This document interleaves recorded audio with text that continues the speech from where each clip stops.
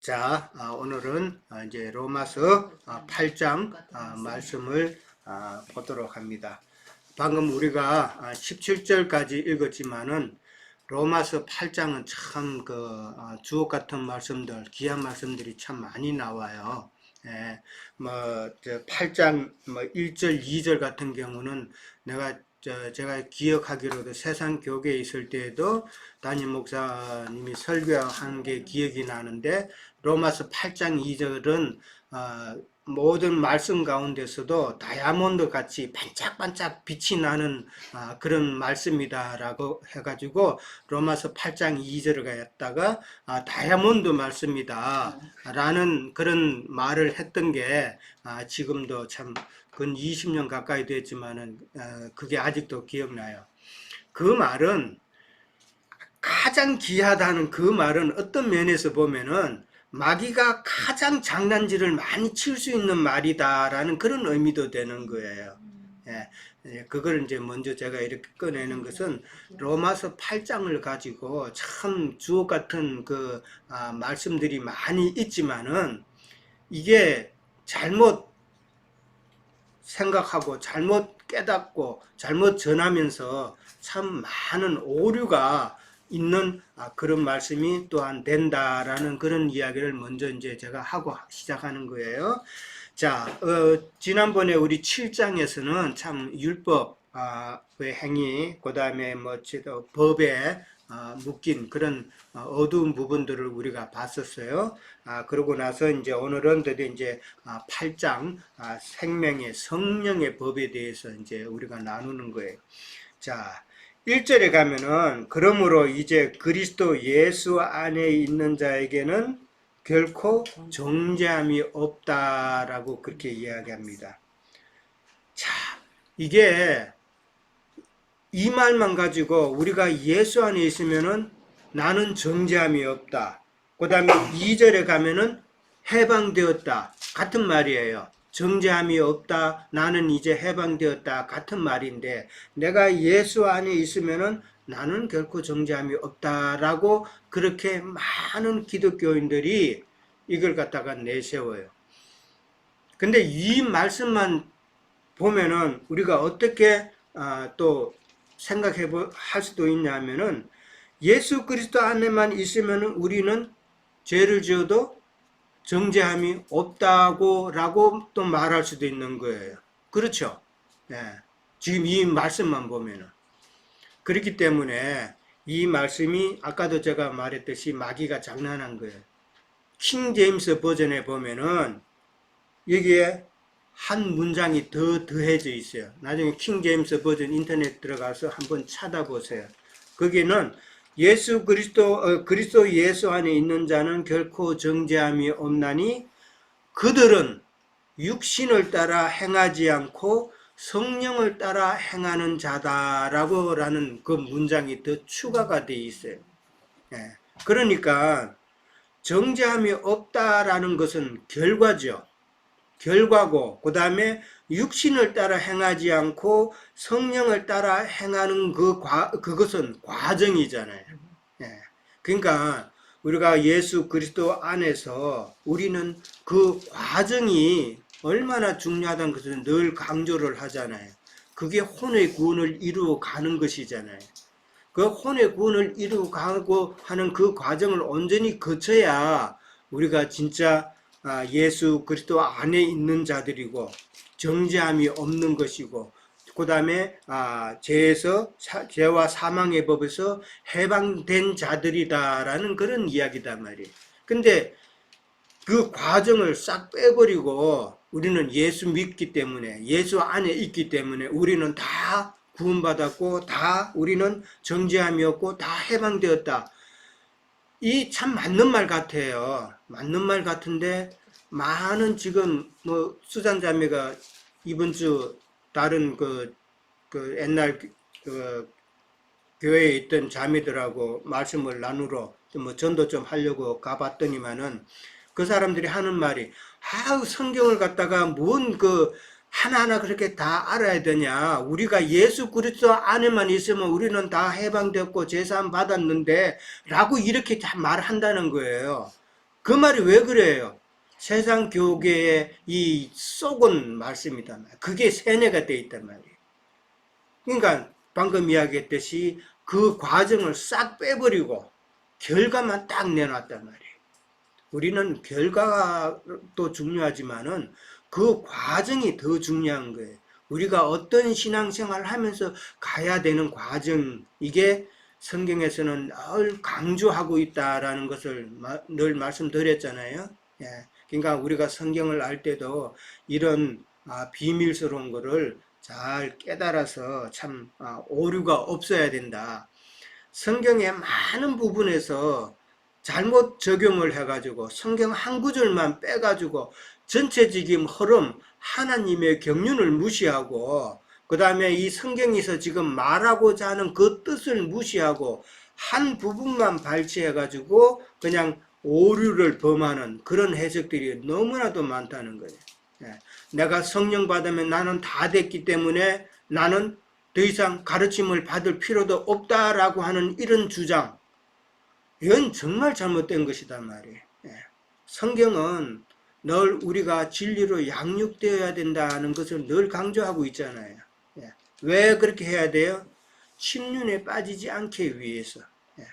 우리는 그냥 난 예수 그리스도 안에만 있으면 된다고 하는 그 사고방식은 참으로 위험하다. 틀린 말은 아니지만은 우리가 오류를 범하기가 쉽다. 이런 말은 예수님 당시 그 제자들의 그 사도시대 그 때에 그 영지주의자들이 이런 생각이었잖아요. 한번 영의 구속을 받았으면은 우리는 다 됐다고 하는 거. 오늘날에 이제 구원파라고 그랬죠. 구원파도 한번 제사함을 받았으면은 나는 다 됐다 하는 이런 사고방식이 지금 성경을 잘못 오해해서 자기네들의 교리로 사람을 끌어모으기 위한, 얼마나 듣기가 좋아요. 예수 믿으면은 제 문제가 골치 아픈데 죄로 인해서 내가 늘 고민되는데 예수 믿으면 다 끝난다고 그러니까 듣기는 좋잖아요. 다 속이는 말이다라는 것을 이제 우리는 잘 알아야 됩니다. 자, 2절에 갑니다. 그리스도 예수 안에 있는 생명의 성령의 법이 죄와 사망의 법에서 너를 해방하였다라고 그렇게 나옵니다. 자, 여기 그리스도 예수라고 그랬어요. 무슨 뜻이에요? 예수 그리스도하고 그리스도 예수는 다르다는 거 이해를 하시죠? 알고 계시죠? 그리스도 예수라는 것은 구속을 이루고 영이 되신 예수님을 말하는 거예요. 예수 그리스도는 구속을 이루기 위해 오신 예수님이다 말이에요. 인자 예수님이다 말이에요. 그러니까 예수 그리스도와 그리스도 예수라는 그 표현은 지금 다르다. 그러니까 여기는 지금 그리스도 예수라고 그랬단 말이에요. 그러니까 그리스도 예수라는 것은 모든 것을, 이 땅에 오셔서 모든 것을 체휼하신 그 예수님이다 말이에요. 그 영이시단 말이에요. 자, 그리스도 예수 안에 있는 생명의 성령의 법이라고 나왔어요. 그 다음에 또 죄와 사망의 법, 두 내용이 나오죠. 생명의 성령의 법은 생명으로 인도하는 법이죠. 생명으로 인도하는 법이고, 죄와 사망의 법은 이거는 사망으로 인도하는 법이다 말이에요. 그러니까 지금 생명이라는 단어, 성령이라는 단어, 그 다음에 법이라는 단어, 여기서 생명과 성령과 그 법이 나오는데 이 법은 하나님의 법이단 말이에요. 그리스도의 법이단 말이에요. 그러니까 그 그리스도의 법은 곧 말씀이신 하나님 자신이죠. 그 하나님은 이미 모든 것을 체휼하신 하나님이단 말이에요. 그게 지금 생명과 성령과 하나님의 법, 그리스도의 법은 지금 서로 한 묶음으로 되어 있죠. 같은 지금 유기체적인 관계단 말이에요. 생명이고 또 성령은 또 생명이고 또 그것은 또 하나님의 법이고 다 유기체적인 그런 내용이죠. 마찬가지로 죄와 사망과 이 법이라고 할 때 이 법은 또 죄의 법이죠. 그러니까 이거 죄와 사망과 이 죄의 법은 또 하나의 그 묶음으로 같은 의미단 말이에요. 자, 여기 생명이라는 말이 나왔어요. 우리가 생명이라는 말을 참 많이 들어요. 생명이 뭐예요? 뭐 살아있는 거? 맞아요. 뭐 살아있는 게 생명이죠. 죽은 걸 갖다가 살았다고는 못하니까. 생명이라는 것은, 그러니까 우리가 생각해 볼 때에, 지금 로마서에 지금까지 나왔어요. 하나님께서 참 구속을 이루시고, 그 다음에 우리를 갖다가 믿으니까 우리를 믿는 우리를 하나님께서 뭐라고 하셨다고요? 오히롭다 그랬죠. 이신칭이라고 그랬죠.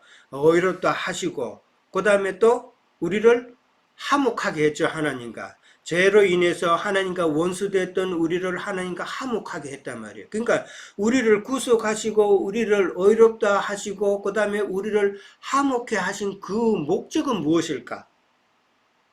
그 목적이 바로 우리에게 하나님의 생명을 주시기 위함이다라는 것이라는 거죠. 이해되죠? 예. 하나님께서 우리를 그렇게 하시는 것은 우리로 생명을 얻을 수 있게 하시기 위해서 그렇게 하셨다. 그러면 그 생명은 우리가 참 진리의 말씀으로 거듭납니다 말이에요. 예, 거듭납니다. 그러니까 생명이 얼마나 귀해요. 그러니까 이 진리의 말씀으로 거듭남이 없으면은 세상 교회에 아무리 오랫동안 신앙생활을 해도 내가 생명이 있는 자인가? 생명이 내 속에 있는가?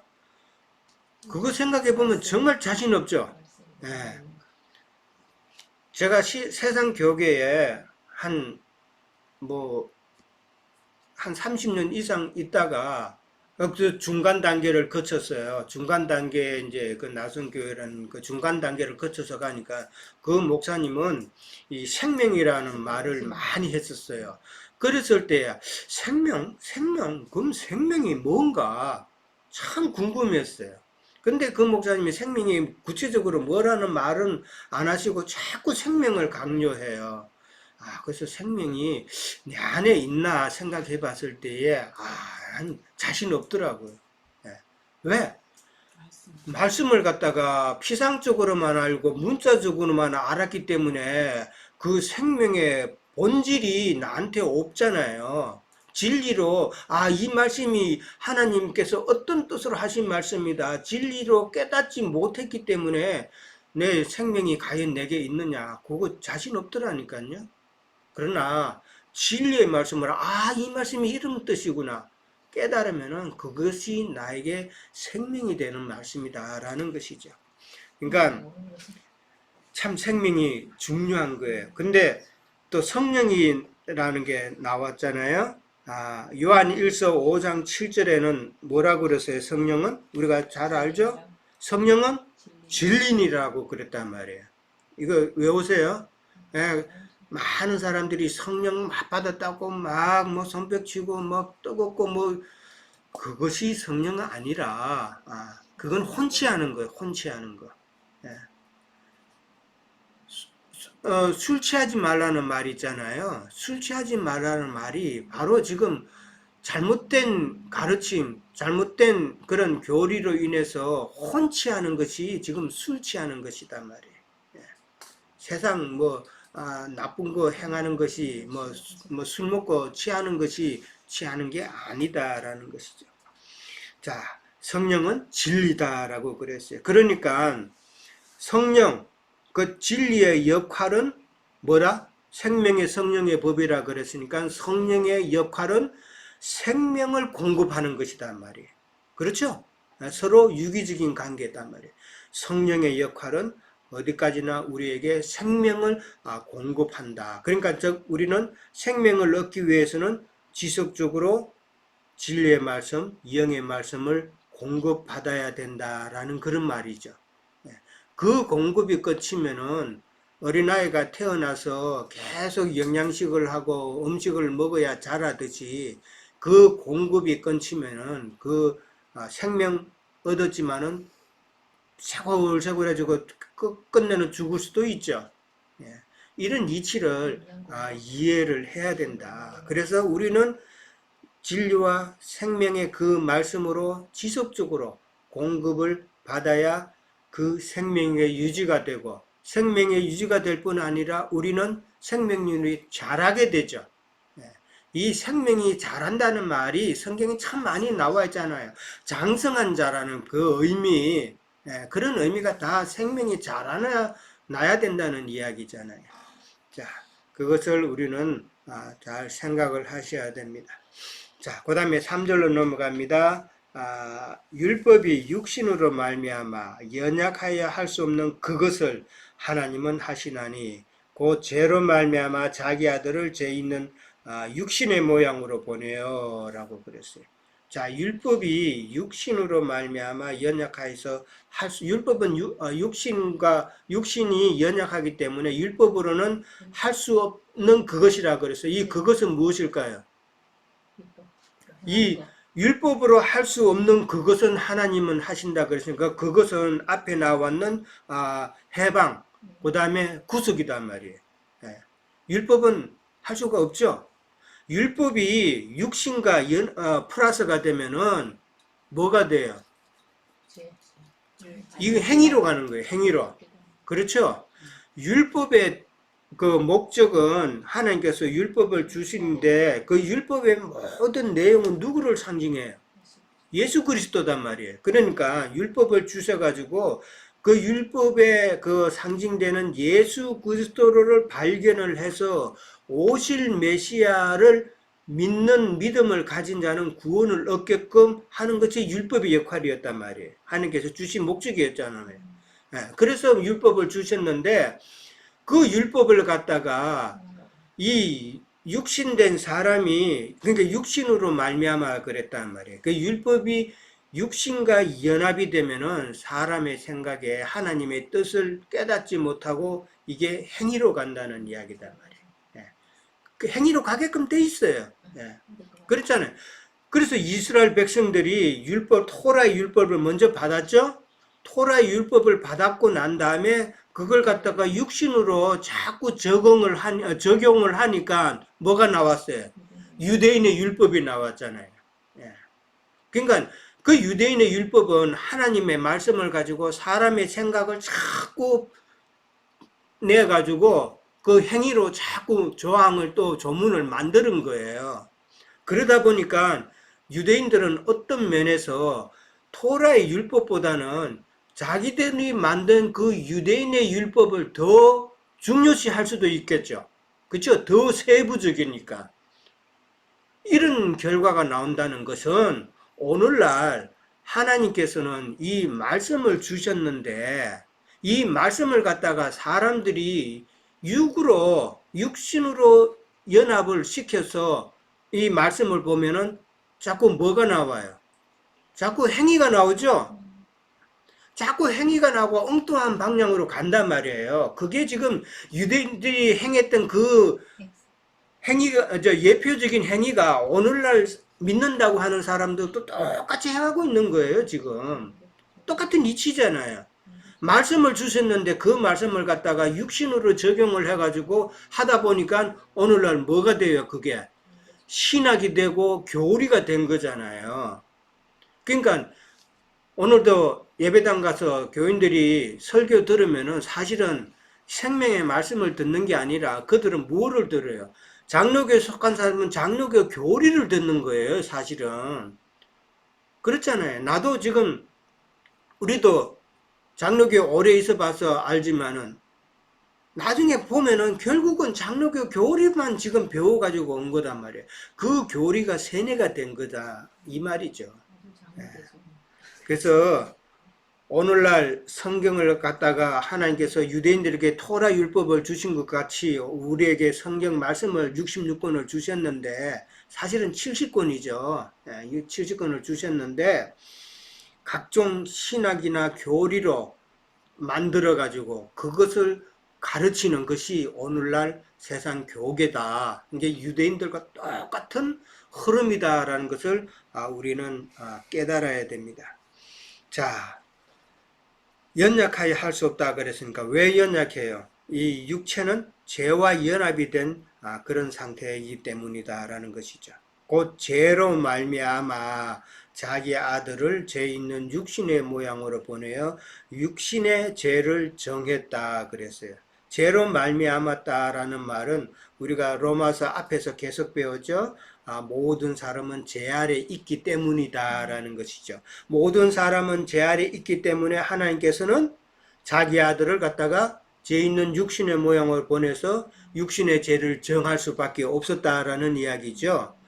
육신의 죄를 정했다는 게 뭐예요? 예수님께서 육신의 모양으로 오셨는데 그 예수님의 육신의 죄를 정했다라는 말은 예수님은 죄가 없지만은 그 육신의 모양으로 모든 죄악을 친히 담당하셨다라는 말이잖아요.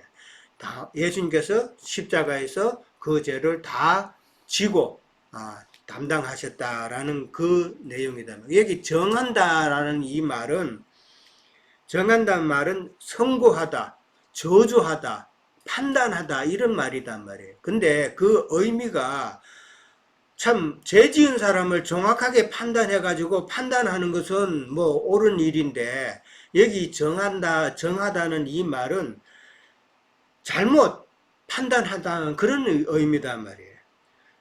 분리하고 반대의 그런 의미를 가지고 있는 판단이단 말이에요. 예수님은 죄가 없으시기 때문에 죄를 담당할 그런 하등의 이유가 없는데 죄를 다 덮어써서 지금 담당하셨다.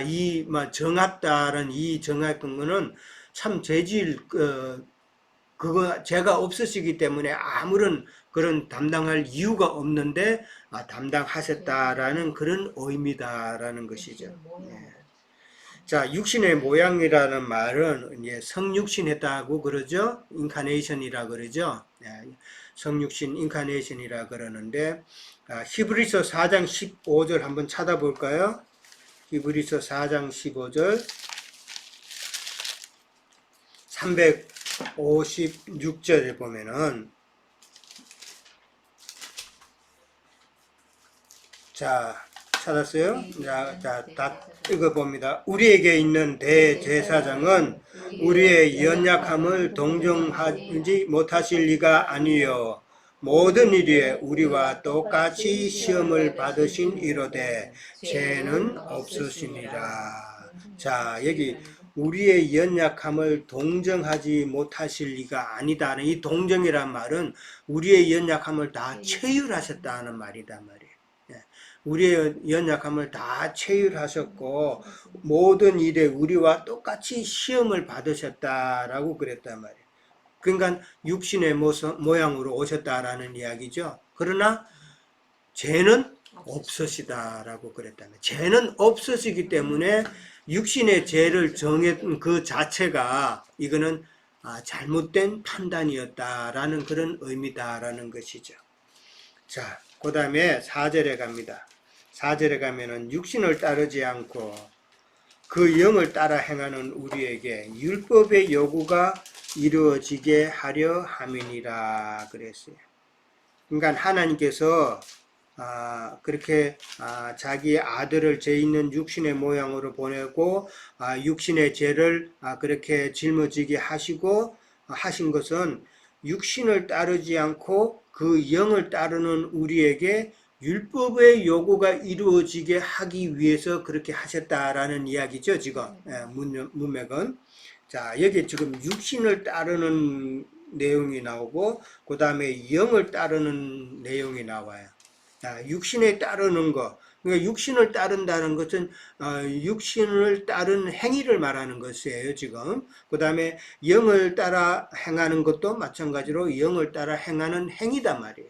자, 그러면은 육신을 따르는 행위라는 게 무엇일까요? 이거 세상 교계에 있는 사람한테 물어보면은 육신을 따라 행한다라는 말이 무슨 말입니까? 라 그러면은 아마 10중 8구는 세상에 묻혀서 세상 가운데 막 활동하고 세상 것을 좋은 것을 취하고 거기에 막 취해 있고 하는 이것이라고 지금 다들 말할 것이다 말이에요. 예. 그러니까 육신에 행한다는 거, 영을 따라 행한다는 이 자체의 뜻을 우리는 정확하게 이해를 해야 돼요. 예. 육신을 따라 행한다는 거, 그 다음에 그 반대가 영을 따라 행한다. 영을 따라 행한다는 그 뜻만 생각해 보면은 육신을 따라 행한다는 말이 무슨 말인지 조금은 힌트가 될 거란 말이에요.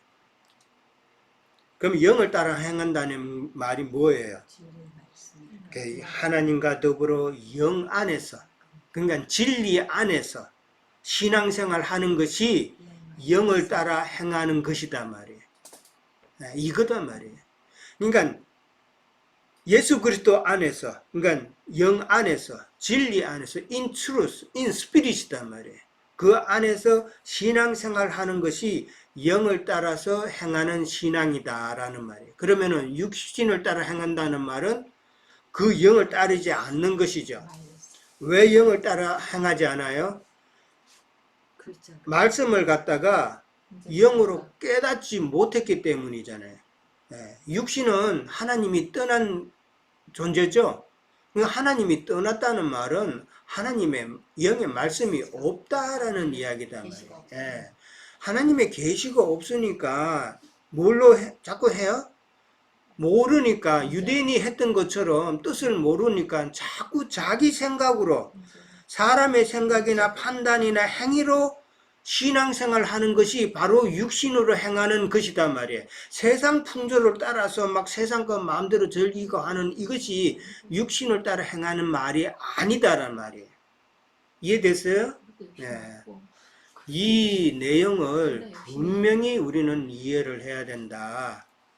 그러니까 이거를 갖다가 정확하게 모르니까 세상 교계에 있는 사람들은 나는 육신을 따라 행하지 않고 나는 영에 있다라고 오해하는 거예요. 그 육신 자기는 세상에서 세상 거 좋은 거 세상 나쁜 거 안 하기 때문에 자기는 영 안에 있다. 신앙생활 하니까 영 안에 있다라고 착각하는 거단 말이에요. 마귀는 속이는 자라고 그랬어요. 그러니까 내가 늘 이야기했지만은 근 40년 가까이 세상 교계 신앙생활 하고 나와서 이 말씀을 깨달으니까 내가 처음으로 깨달은 것이 나는 속았구나. 속았단 말이에요. 그러니까 마귀는 이런 말씀을 갖다가 교묘하게 신앙이라는 그 테두리 안에서 이게 신앙인 것처럼 속여서 이게 자기의 것으로 그냥 잘못된 신앙생활을 하도록 만든단 말이에요. 그게 바로 죄와 사망의 죄의 법에 묶어두는 것이죠. 죄의 법에 묶어둔다고 해가지고 영 엉뚱한 짓 하게 한다는 말이 아니잖아요. 죄의 법이라는 것은 정말 거룩하고 참 선하고 하는 이런 도덕적이고 종교적인 그러한 모습으로 죄의 법으로 묶어둔단 말이에요. 그걸 우리는 이해를 해야 되는 거예요. 자, 영에 있는 자, 육신을 따르는 자, 영을 따르는 자를 잘 판단을 하고, 영에 있는 자는 이제 율법의 요구가 나왔어요. 자, 율법의 요구라는 말이, 요구라는 단어는 디카이오마라고 그렇게 나오더라고요. 디카이오마라는 이 말은 의로운 행동, 그 다음에 계명이라는 그런 뜻이에요. 그러니까 의로운 행동, 계명이라는 그런 의미가 있다 보니까 문자적으로는 지금 율법과 비슷한 의미죠. 그렇죠? 율법과 같은 의미단 말이에요. 그러니까 이 율법의 요구라는 것은 의로운 요구다라고 그렇게 우리가 바꾸어서 생각해 볼 수가 있는 거예요. 의로운 요구. 그러니까 그 의로우신 분은 하나님이니까 결국은 율법의 요구는 하나님의 요구다라는 말이 되죠. 율법의 요구는 하나님의 요구다라는 것인데, 우리가 7장 12절에 벌써 나왔어요. 한번 볼까요? 로마서 7장 12절에 앞에서 지난번에 우리가 배운 것 보면은 율법의 그 요구가 나와요. 율법의 요구가 뭐예요? 거룩하고, 그렇죠? 계명도 거룩하고 의로우며 선하도다라고 나왔죠. 이게 율법의 요구단 말이에요. 거룩하고 그 다음에 의롭고 그 다음에 선한 것이 율법의 요구단 말이에요. 이게 하나님의 요구단 말이에요. 그러니까 하나님께서 율법을 주셔가지고 참 거룩하고 의롭고 선한 믿음의 일을 해서 참 하나님께로 이제 예수 그리스도께로 인도하고자 했지만은, 그러나 육신에 있는 자는 못하는 거죠. 그러니까 이 말은 육신을 따르지 않고 그 영을 따르는 자들은 율법의 요구가 이루어지게끔 하고자 하는 것이 하나님의 뜻이라는 것이잖아요, 지금. 그러면은 영 안에 있는 자, 영으로 신앙생활 하는 자들은 무슨 말이에요? 우리가 율법을 가지고 거룩하고 의롭고 선한 일을 하게 해가지고 우리를 예수 그리스도께로 인도할 수 있게끔 한다, 이 말이다. 영 안에 있는 자들만. 예. 그러니까 영 안에 있는 자들은 율법과 플러스가 되면은 결국은 하나님의 의를 이룰 수가 있다라는 말이죠. 아까는 율법이 육신과 연합이 되면은 행위로 가지만은 우리는 율법이 영 안에 연합이 되면은 하나님의 요구, 율법의 요구를 이룰 수가 있다라는 그 내용이죠. 예. 참 중요한 말이에요. 그러니까 육에 있는 자는 자꾸 율법이 지켜야 할 율법 조문으로 이해가 되잖아요. 율법 조문으로 이해가 되고, 이게 율법은 또 참소하는 결국은 도구가 되는 거잖아요. 오늘날도 마찬가지단 말이에요. 믿는다고 하는 사람이 성경 말씀을 가지고 이 유대인들이 율법으로 이해했듯이 육으로 이해를 하면은 성경 말씀을 가지고 성경 읽으면은 부담만 돼. 내 이웃을 사랑하라, 충성하라, 이렇게 많은 계명들이 또 나오잖아요. 그러면은 그거를 자꾸 육신으로 행하려고 노력을 한단 말이에요. 예. 그러면은 힘들어지죠. 예. 자, 그러니까 영에 속한 자가 지금 성경에서는 바울사도는 지금 요구를 하고 있다. 5절에 가면은 육신을 따르는 자는 육신의 일을, 영을 따르는 자는 영의 일을 생각한다라고 이제 그렇게 말을 했어요. 육신과 영을 지금 대조하고 있죠. 대조하고 있고 여기 육신의 일이라고 나왔어요. 그 다음에 영의 일이라고 나왔어요. 이 일이라는 게 뭐예요? 육신의 일, 영의 일, 이 일이라는 게 바로 믿음 생활을 어떻게 하느냐다 말이에요. 예. 그게 일이잖아요. 예. 이게 오늘날 보면은 유튜브를 많이 보잖아요. 여기 생각하나니라는 이 말은 영어로 보면 세론이라고 돼 있어요. 그 세팅이 돼 있다는 말이에요. 딱 이게 굳어져 있단 말이에요. 육신의 생각에 속한 사람들은 육신의 것만 자꾸 생각하는 거예요. 유튜브가 뭘 하나, 예를 들어서 축구를 봤어. 어제 손흥민이가 3골을 넣었다는데 축구를 딱 유튜브를 영상을 딱 보면은 그러고 난 다음에 또 다른 유튜브를 보려고 그러면은 축구에 관계되는 게 계속 나오죠. 이게 세팅이 딱 돼 있는 거단 말이에요. 근데 우리 나행자님 말씀을 들으려고 딱 이게 유튜브 들어가면은 그 다음에 또 다른 거 그거 끝나면은 또 다른 말씀이 또 나오죠. 네. 이게 바로 생각하나니라는 의미단 말이에요. 우리의 그 생각은 무엇에 딱 세팅이 돼 있다. 이게 육신에 있는 자들은 그 육신의 일, 그러니까 하나님의 말씀을 자기의 생각으로 자꾸 접근하고자 하는 세팅이 돼 있다 말이에요. 그 생각은 죽은 생각이다. 그 생각이 살아나야 된다라는 그런 이야기예요. 자, 일단 여기까지 첫 시간 하고 쉬었다가 합니다. 예.